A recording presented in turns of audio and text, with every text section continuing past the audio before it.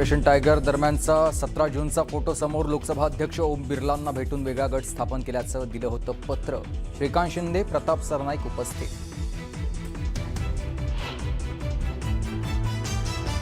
आणि आमचे mimicry artist मला म्हणायला लागले हिंदीत का बोलले. पूर्ण भाषण मी मराठीतच केलं, पण मला काही अडचण नाही. ते जर मिमिक्रीच्या क्षेत्रात गेले असते तर एकाही स्टँडअप कॉमेडियनला या ठिकाणी मार्केट राहिलं नसतं. राज ठाकरेंनी केलेल्या मिमिक्रीला मुख्यमंत्री फडणवीसांचं खोचक उत्तर. आता मी भाडे के टट्टू हे माझं वाक्य परत घेतो आणि त्याला सुसंस्कृतपणे भाटक गदर्भ म्हणतो. भाडे के टट्टूवरून मुख्यमंत्री फडणवीसांचा राज ठाकरेंना टोला.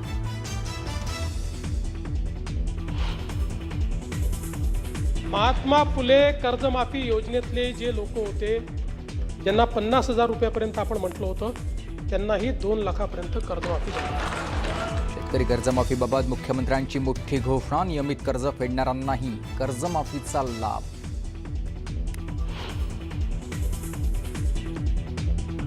पिंपरीतील मोशी कचरा डेपोतील दुर्घटनेच्या 4थ्या दिवशीही रेस्क्यू ऑपरेशन सुरूच. अद्याप 8 जणांचा शोध सुरू.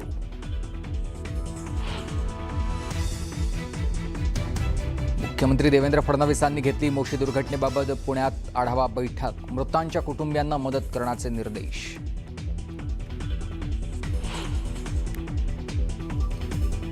मोशीतील इमारत दुर्घटनेप्रकरणी महानगरपालिकेत शिवसेनेचं ठिय्या आंदोलन. दोषींवर कारवाईची मागणी. तर एकनाथ शिंदेंचा आंदोलकांशी फोनवरून संवाद.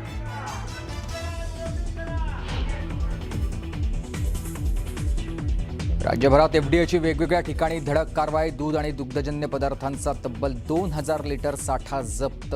तर 4 हॉटेल्सचे परवाने रद्द.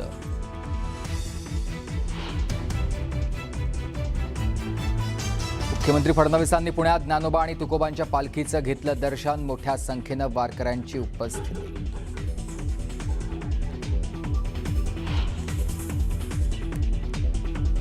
आणि ज्ञानोबा आणि तुकोबांच्या पालख्यांचा अवघड. दिवेघाटातून प्रवास. माऊलींची पालखी सासवडमध्ये मुक्कामी. तर तुकोबांची पालखी लोणी काळभोरमध्ये मुक्कामी.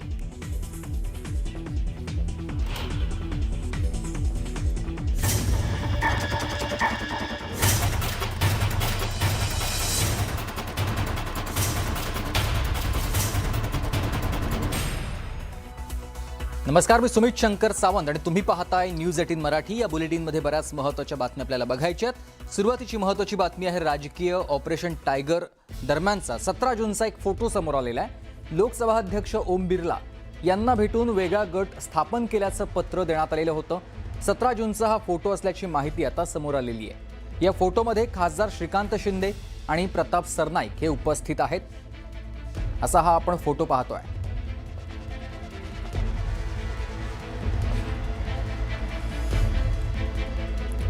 मुख्यमंत्री देवेंद्र फडणवीस यांच्या विधानसभेतल्या भाषणानंतर मनसे अध्यक्ष राज ठाकरे यांनी त्यांच्यावर जोरदार टीका केलेली होती. राज ठाकरे यांच्या टीकेला फडणवीसांनी जोरदार प्रत्युत्तर दिलंय.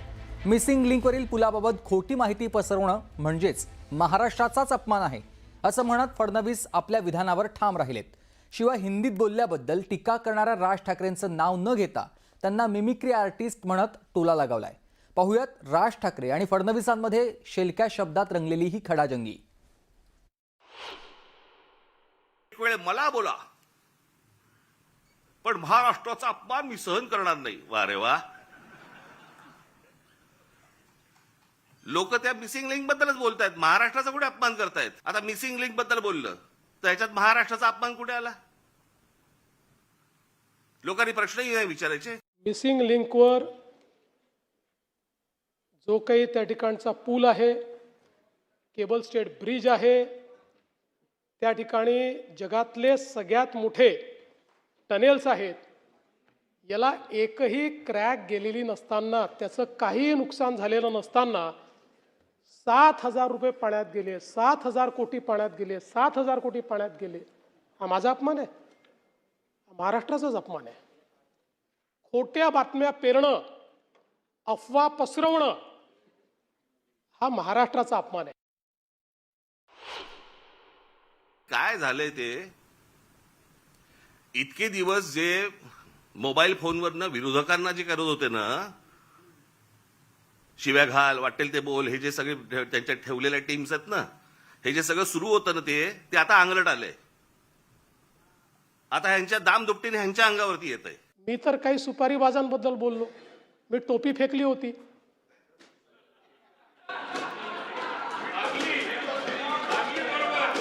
अनेकांना का लागली मला समजलंच नाही.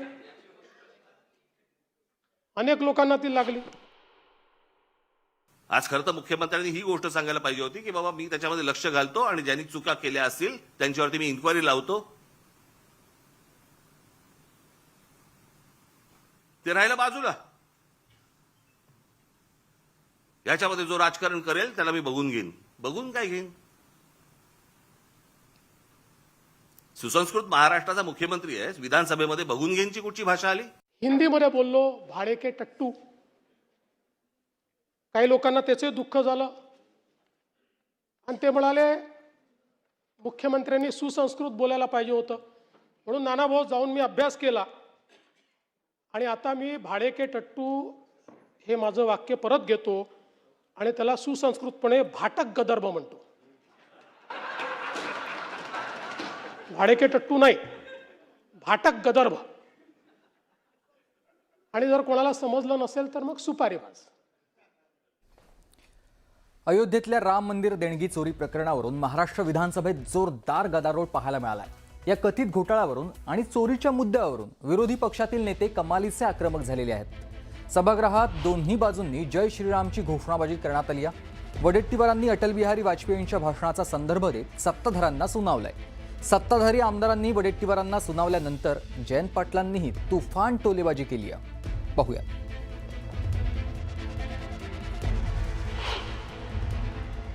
अटल बिहारी वाजपेयी साहेबांनी भाषण करताना असं म्हटलं होतं संसदेत, जब किसी के घर पे चोरी होती है, चोर घुसता है, पालतू कुत्ता भोगता नहीं है, तब यह समझने का कि कुत्ता चोरों को पहचानता है.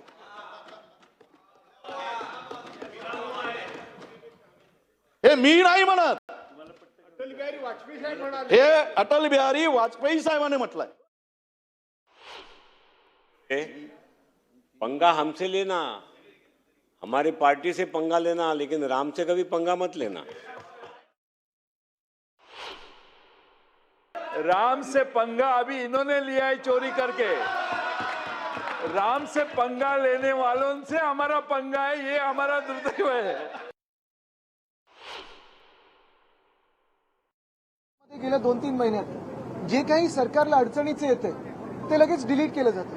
मग सोशल मीडियावर असेल, मीडियाला असेल, आणि मला तर सांगितलं जातं की काल जी थोडी बाचाबाची झाली आणि जे आम्ही प्रश्न विचारले आणि जे आम्ही सांगितलं की राम मंदिर लुटणारे आम्हाला काही बोलू शकत नाहीत, ते आत्ता मला सांगतायत की जी अधिकृत वेबसाईट आहे महाराष्ट्र लेजिस्लेटिव्ह असेंब्लीची त्याच्यातून काढलं गेलेलं आहे. असो, ते जरी काढलं असेल तरी मला वाटतं मुद्दा ज्यांच्यापर्यंत पोचायचा होता तो पोचलेला आहे. एकच असं वाटतं की भाजपने राम मंदिरच या देशातून डिलीट करू नये, कारण तेच त्यांना अडचणीचं झालं. एवढंच मला वाटतं सांगणं गरजेचं आहे. काही कारण नाही, आम्ही विचारलं पण नाही, कारण हे आम्ही अपेक्षितच करतो.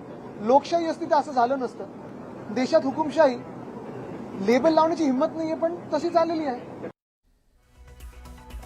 अयोध्येतील राम मंदिरातील कथित देणगी आणि दान चोरी प्रकरणी ठाकरेंच्या सेनेनं राम रक्षा आंदोलन केलं आणि यावरून उपमुख्यमंत्री एकनाथ शिंदेंनी उद्धव ठाकरेंवर घणाघाती टीका केली आहे. सत्ता असताना दाम आणि सत्ता गेली की राम असं म्हणत त्यांनी ठाकरेंवर निशाणा साधलाय. असं हा प्रकार आहे आणि म्हणून कर्माची मिळाली शिक्षा म्हणून आठवली रामरक्षा, आणि म्हणून कर्माची मिळाली शिक्षा म्हणून आठवली रामरक्षा. प्रभू श्रीरामाबरोबर जी वानर सेना होती त्या वानर सेनेने रावणाची सोन्याची लंका जाळून खाक केली होती. अरे तुम्ही आज आमचा पक्ष चोरला असेल,